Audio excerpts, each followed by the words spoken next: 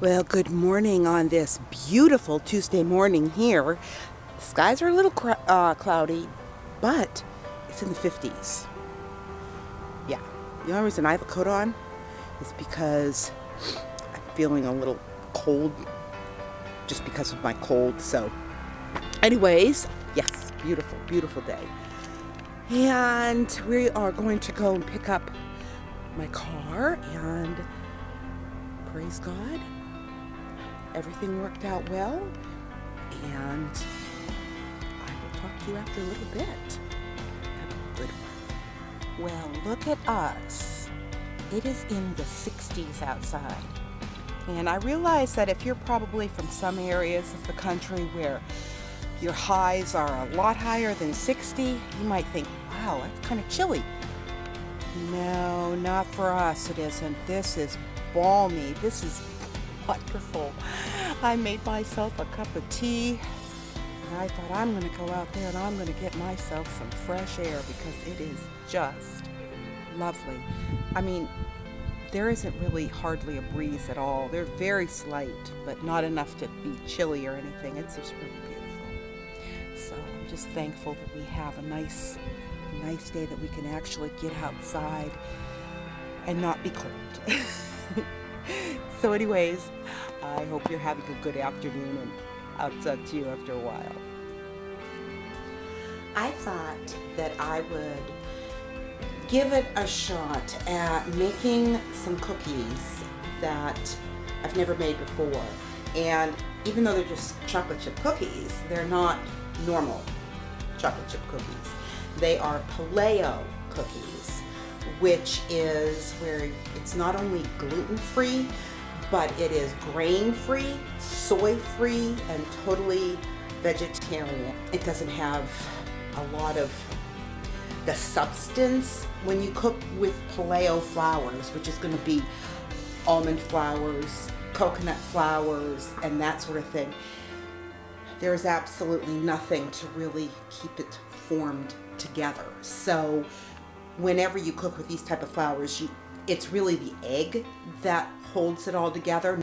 So we'll see how this goes, because I've never made chocolate chip cookies like this. Oh, and my oven says it's ready, and I haven't even begun to cook them. So anyway, or to make them. So anyways, I'll show you how I'm doing it.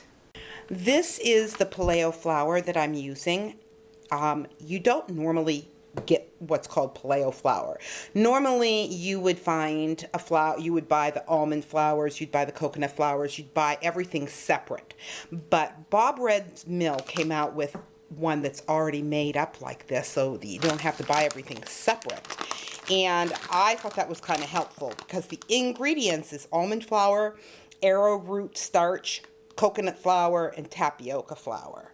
So that's all that's in here, but it's already a mixture, so you don't have to worry about doing that, I guess. I don't know. I've never really cooked that much with it before. No, I've never made these cookies with it before. I have made muffins, but I've never done this. So what the ingredients took was, here, let me reach this and see. It takes 1 3/4 cup of the flour, and a 1/4 cup of coconut sugar, a 1/2 teaspoon of baking soda, 1/4 teaspoon salt, 1/4 cup of melted coconut oil, 1 egg, 1 teaspoon of vanilla extract, and a 1/2 cup of mix-ins, which they're saying could be chocolate chips or dried fruit or nuts. It could be anything you want. I'm just going to be putting in the chocolate chips, but I'm also doubling my recipe, because believe it or not, that amount only makes 10 cookies. In here, I put my 2 eggs and my vanilla. And then in here was my flour, my coconut sugar, my baking soda, and my salt. What I need to do now is add my coconut oil, which I heated up too much. This has really got to cool down. So I'm just going to have to wait probably about 10 minutes. That's really warm. And I don't want to cook my eggs before I even get it mixed. So I'm going to just let that cool down, and I'll come back to it. I think I got my coconut oil cooled down. I don't know if you're familiar with coconut oil, but coconut oil is comes like this. It's a white solid, basically. Whoops, a little chunk came out there. And so you need to melt it and in order to blend it right. But you can't get it to the point where it's heated up like an oil because, you know, it needs to be room temperature. So what I did is I stuck it in the refrigerator just for a couple minutes until it could at least cool down to room temperature.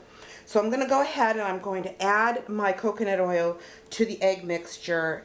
And it says here that I'm supposed to mix all that together and then add dry ingredients and we should be good to go, right?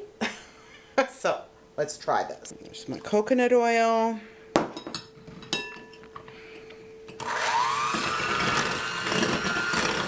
It doesn't even say how well anything's supposed to be blended or anything. It just says mix it together. So that's what we're gonna do, just mix it together.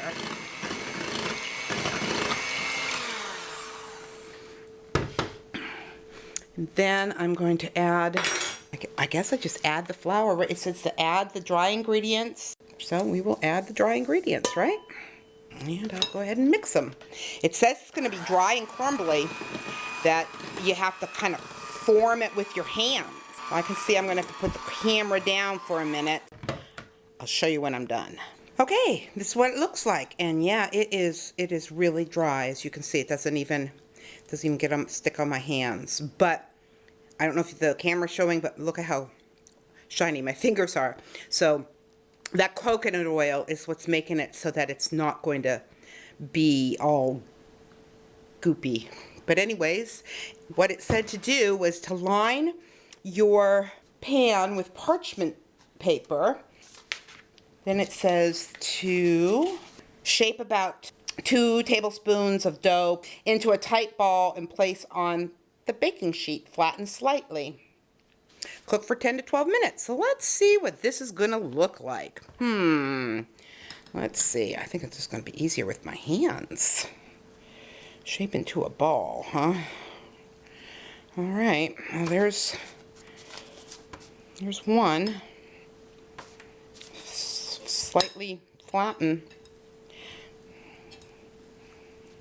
It's not as easy when you're holding a camera. That looks better. I think I need to make this one a little bigger. So, stick that on there. All right.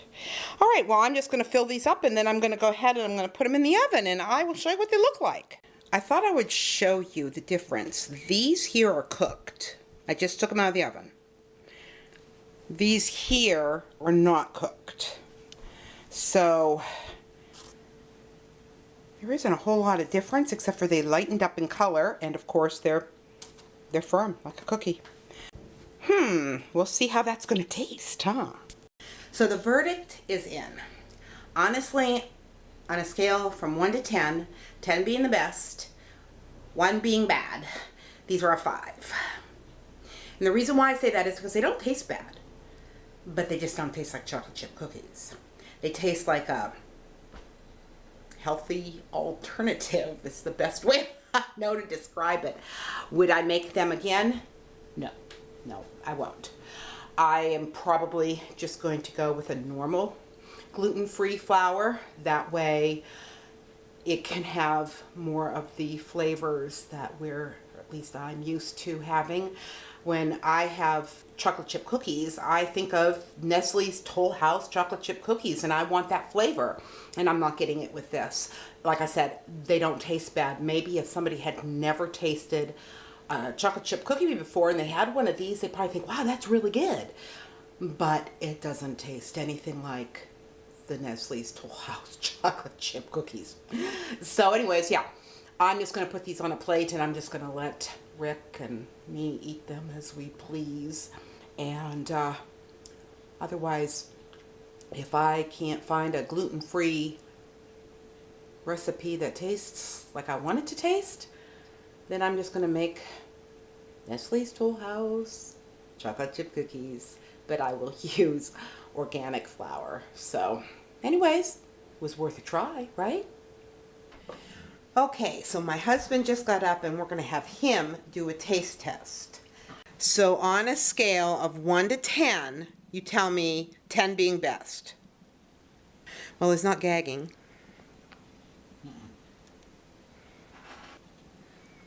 Are you indecisive? 8.5. 8.5. Wow, okay. Well, I gave it a 5. Thank you. Well, good evening. I trust everyone had a very blessed day. And tonight, I would like to continue on that same theme about Advent. And what I wanted to explain is that we call the first Advent as being the time of Christ's birth. The second Advent will be at Christ's coming again. And that is what these 4 weeks leading up before Christmas is supposed to be our focus, is on us looking to Christ's second coming. The way that the Old Testament people looked to Christ's first coming. And you know, there seems to be a real flurry of activity until Christmas is upon us. And the Thanksgiving rush, you know, it gives way to all the necessary preparations, all the decorating, all the cooking, all the buying, all the wrapping. However, as we look ahead during the next several weeks, I would like you to think on and meditate, if you will, to contemplate the reality that 2,000 years ago, at a point in time in actual history, God broke into our reality. And in doing so, he changed everything.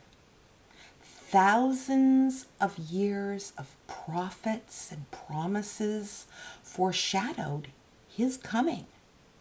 The unfolding of a redemption narrative that has captured the imagination of both the pagan and the devout for the last 2,000 some years. The Son of the promise, who would one day become the sacrifice. He was born. He was the hope. He was the great deliverer. He was the Passover lamb. His blood would be spread, and the wrath of God would be satisfied. He was born in a stable at a fixed point in geography. He, Jesus, would lead all who would follow from every tribe and every tongue and every nation into the promised land. He was given royal gifts, and one day he would rule his people with justice, and he will conquer every foe. But at that time, this baby would never have been confused for the promise. It could never have been imagined that this little child would be a great leader, much less a king. In fact, the period of waiting had been so long, spreading over so many generations, it's likely that some of the people, and a lot of the people, had given up any real hope. Probably some even stopped watching, stopped waiting, and simply entered into living. That's kind of our danger today, isn't it? Seasons have passed, and year after year, nothing seems to have changed. And so we rush from Thanksgiving into Christmas, and we arrive at Christmas Eve all flustered and exhausted and spent, and we're no longer waiting. We're just simply living. Advent seems to have disappeared into the holiday season, and the watching and the waiting, the anticipation, they've all disappeared along with it. This is supposed to be, this is intended to be a season of watching, of waiting, watching for Jesus to be present in our midst and waiting for opportunities to make him present in our world. But all of that requires hope, a belief by faith that the kingdom someday will come, will fully come, and that it will continually come more fully in us is what we want to do during this season, that it becomes more real. A hope that the power of God in our midst can unify, empower, transform, and propel us to look more like Jesus ourselves, becoming the message of the gospel to those around us. To love as he loved, to give as he gave, to live contented, joyful lives in a world that is rushing after the next big and great thing. This is what Luke 21:28 says. Now when these things begin to happen, look up, lift up your heads, because your redemptions draw us near.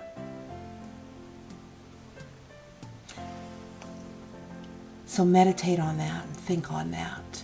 I want to remind you that life happens, so let's enjoy it and lift up your head. For our redemption is near. The word redemption, another word you could use is deliverance. Our deliverance is near. Good night. God bless.